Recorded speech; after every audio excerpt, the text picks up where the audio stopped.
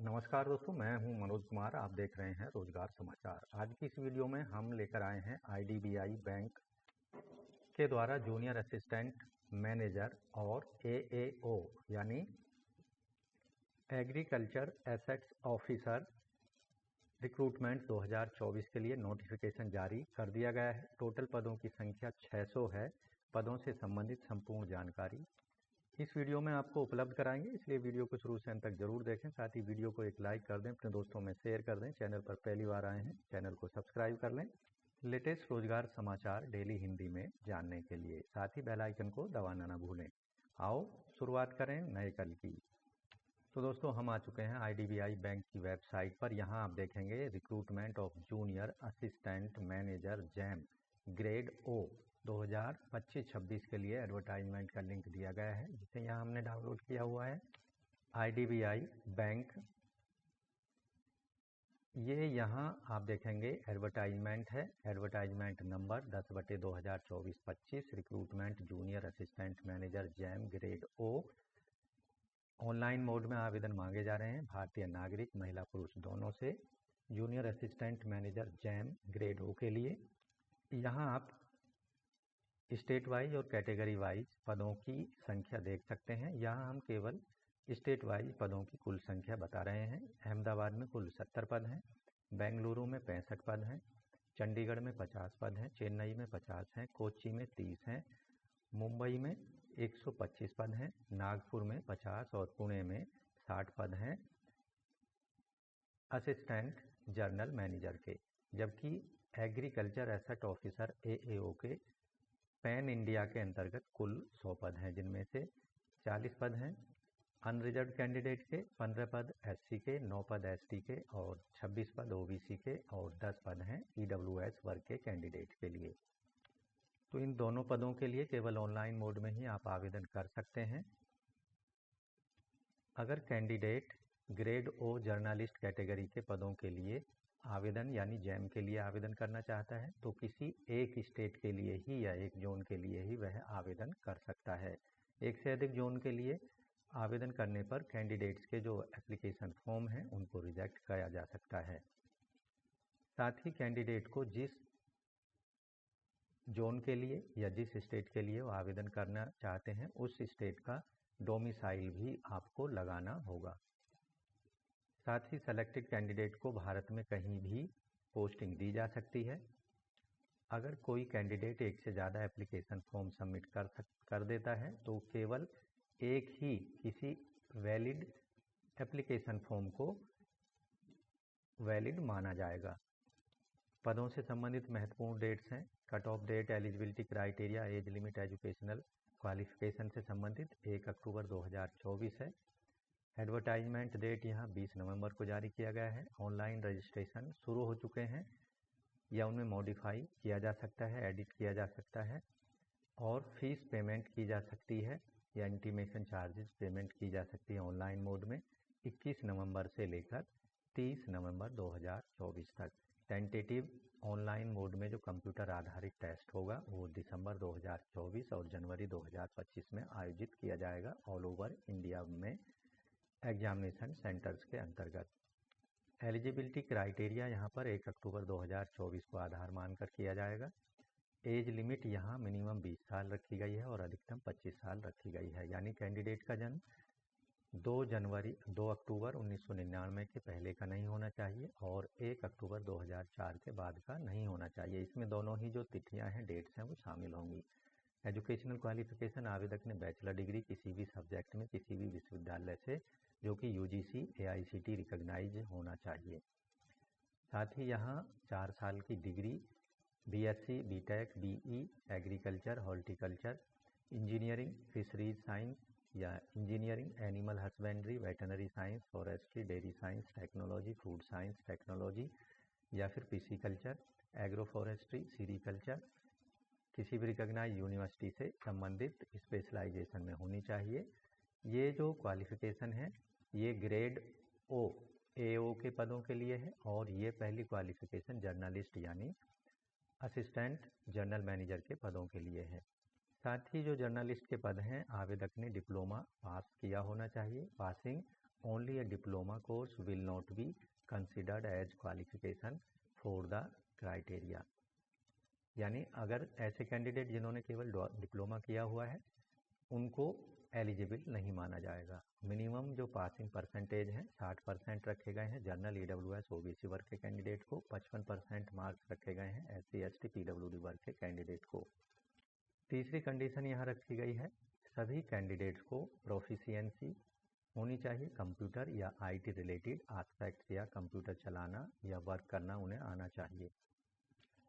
यहाँ दोनों ही पदों के लिए जब कोई भी कैंडिडेट सिलेक्शन के बाद ज्वाइनिंग करेगा ग्रेड O में, तो यहाँ कंपेंसेशन जो दिया जाएगा कॉस्ट टू कंपनी यानी CTC जो होगा एनुअल वो 6,14,000 से लेकर 6,50,000 एनुअली होगा क्लास A के सिटियों में।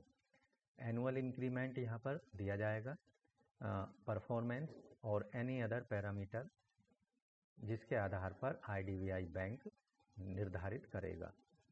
इसके साथ ही सेलेक्टेड कैंडिडेट को न्यू पेंशन स्कीम यहाँ पर उसके बेनिफिट्स दिए जाएंगे। ऐसे कैंडिडेट जो सिलेक्शन के 3 साल बाद उन्हें ग्रेड O से ग्रेड A के पदों में प्रमोट किया जाएगा। यहाँ जो प्रोबेशन पीरियड होगा 1 साल का प्रोबेशन पीरियड होगा ज्वाइनिंग के टाइम से लेकर junior assistant manager grade O के पदों के लिए। इन दोनों ही पदों पर जो चयन प्रक्रिया पूरी की जाएगी रिटन एग्जामिनेशन होगा ऑनलाइन मोड में कंप्यूटर आधारित और डॉक्यूमेंट वेरिफिकेशन होगा, पर्सनल इंटरव्यू होगा और pre recruitment medical PRMT conduct किया जाएगा। यहाँ जो स्ट्रक्चर रखी गई है एग्जामिनेशन की जो कि ऑनलाइन मोड में होगा, लॉजिकल रीजनिंग डेटा एनालिसिस और इंटरप्रिटेशन पर 60 प्रश्न पूछे जाएंगे 60 अंकों के, 40 मिनट का समय होगा इंग्लिश के लिए। इंग्लिश लैंग्वेज में 40 प्रश्न 40 मार्क्स के 20 मिनट समय दिया जाएगा। क्वांटिटेटिव एप्टीट्यूड पर 40 प्रश्न 40 अंकों के 35 मिनट का समय मिलेगा। जनरल इकोनॉमी और बैंकिंग अवेयरनेस और कंप्यूटर IT पर रिलेटेड 60 प्रश्न पूछे जाएंगे 60 मार्क्स के, 25 समय दिया जाएगा 25 मिनट का। एडिशनल सिलेक्शन जो होगा AO के लिए यहाँ प्रोफेशनल नॉलेज पर आधारित 60 प्रश्न होंगे 60 अंकों के, 45 मिनट का समय यहाँ पर दिया जाएगा। यहाँ पर जो सभी क्वेश्चन हैं बाइलिंगुअल, माफ़ कीजिए केवल इंग्लिश लैंग्वेज में अवेलेबल होंगे, केवल इंग्लिश लैंग्वेज के प्रश्न, और बाइलिंगुअल होंगे हिंदी इंग्लिश में। सभी अन्य सेक्शंस के प्रश्न बाइलिंगुअल यानी हिंदी इंग्लिश भाषाओं में मिलेंगे। यहाँ पेनल्टी भी लगाई जाएगी यानी नेगेटिव मार्किंग भी होगी। अगर सही उत्तर दे देते हैं तो 1 अंक दिया जाएगा सही उत्तर देने पर, अगर गलत उत्तर देते हैं तो 0.25 मार्क्स यानी 1/4 मार्क्स यहाँ पर डिडक्ट कर लिया जाएगा।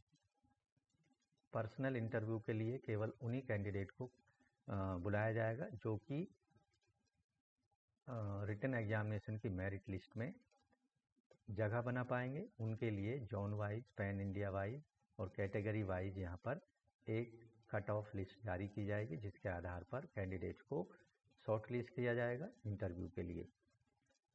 ऐसे कैंडिडेट जो कि इंटरव्यू को क्वालिफाई कर लेंगे उनको फाइनल मेरिट के लिए शॉर्ट लिस्ट किया जाएगा। पर्सनल इंटरव्यू यहाँ पर 100 अंकों का होगा। यहाँ 50% मार्क्स लाने होंगे यानी क्वालिफाइंग मार्क्स रखे गए हैं पर्सनल इंटरव्यू में। जनरल EWS OBC वर्ग के कैंडिडेट को, जबकि 45% मार्क्स लाने होंगे SC ST OBC PWD वर्ग के कैंडिडेट्स को। अन्य एलिजिबिलिटी क्राइटेरिया की बात करें तो आवेदक की जो नेशनलिटी है, आवेदक इंडियन सिटीजन नेपाल, भूटान, तिब्बत का रहने वाला होना चाहिए। अधिकतम आयु सीमा में छूट दी जाएगी SC ST को 5 साल, OBC को 3 साल, PWD को 10 साल तक की, एक्स सर्विसमैन को 5 साल तक की छूट होगी।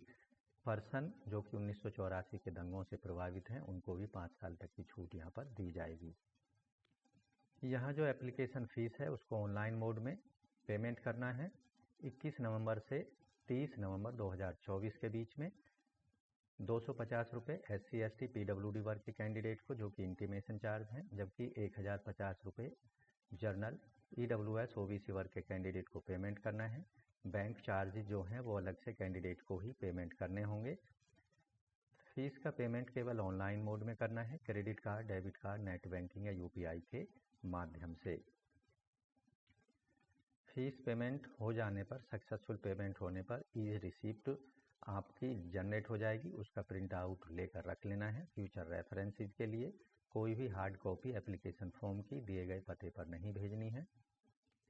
जो कैंडिडेट सेलेक्ट होंगे फाइनल मेरिट लिस्ट में जगह बनाएंगे, उनको डॉक्यूमेंट वेरिफिकेशन के लिए कॉल किया जाएगा। इसके अंतर्गत एज से संबंधित, language proficiency, educational qualification, experience, caste certificate, person with disability और फोटो आइडेंटिटी से संबंधित डॉक्यूमेंट्स आपको एक एक सेट उनका लेकर जाना है। साथ ही ओरिजिनल डॉक्यूमेंट वेरिफिकेशन के टाइम पर आपको ले जाना होगा दिए गए वेन्यू और समय पर।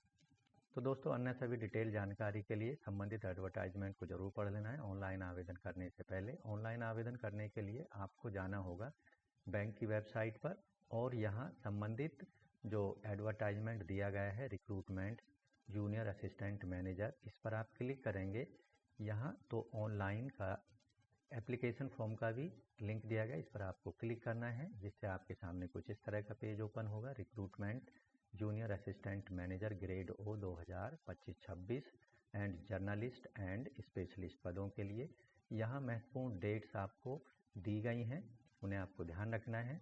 एप्लीकेशन फॉर्म जो प्रिंट करने की लास्ट डेट है 15 दिसंबर 2024 तक है। ऑनलाइन फीस पेमेंट 21 से 30 नवंबर के बीच में आप पेमेंट कर सकते हैं। न्यू रजिस्ट्रेशन के लिए पीले वाले लिंक में आपको क्लिक करना है। यहाँ आपको जो जानकारी यहाँ पर मांगी जा रही है इन सभी को दे देना है।